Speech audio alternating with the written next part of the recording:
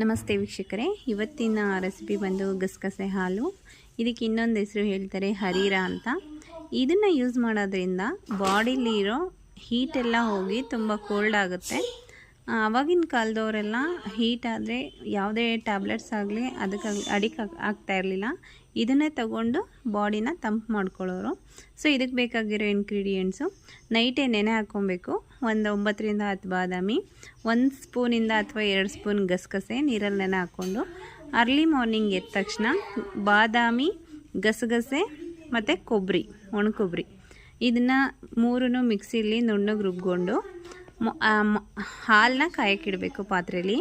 So ರುಬ್ಕೊಂಡಿರೋದನ್ನೆಲ್ಲ ಹಾಲ್ಗೆ ಹಾಕಿ ಒಂದು ಏಲಕ್ಕಿ ಕಾಯಿ ಹಾಕಿ ಜಜ್ಜಾಕಿ ಚೆನ್ನಾಗಿ ಕುದಿಸ್ಕೊಂಡು ಕೆಂಪು ಸಕ್ಕರೆ ಅದನ್ನು ಆ್ಯಡ್ ಮಾಡಿಕೊಂಡ್ರೆ, ಸೊ ಶುಗರ್ ಬದಲು ಕೆಂಪು ಸಕ್ಕರೆ ಹಾಕೋದ್ರಿಂದ ಶುಗರದ್ದು ಇದಾಗಲ್ಲ ಮತ್ತು ಬಾಡಿನ ತಂಪಾಗೋಕ್ಕೆ ಹೆಲ್ಪ್ ಆಗುತ್ತೆ.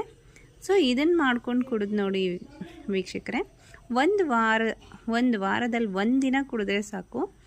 ಹೀಟೆಲ್ಲ ಫುಲ್ ಕೋಲ್ಡ್ ಆಗುತ್ತೆ, ಬಾಡಿ ತಂಪಾಗಿರುತ್ತೆ, ಮೊಡಮೆ ಆ ಥರ ಏನೂ ಬರಲ್ಲ. ಒಂದು ಸರಿ ಟ್ರೈ ಮಾಡಿ. ಧನ್ಯವಾದ.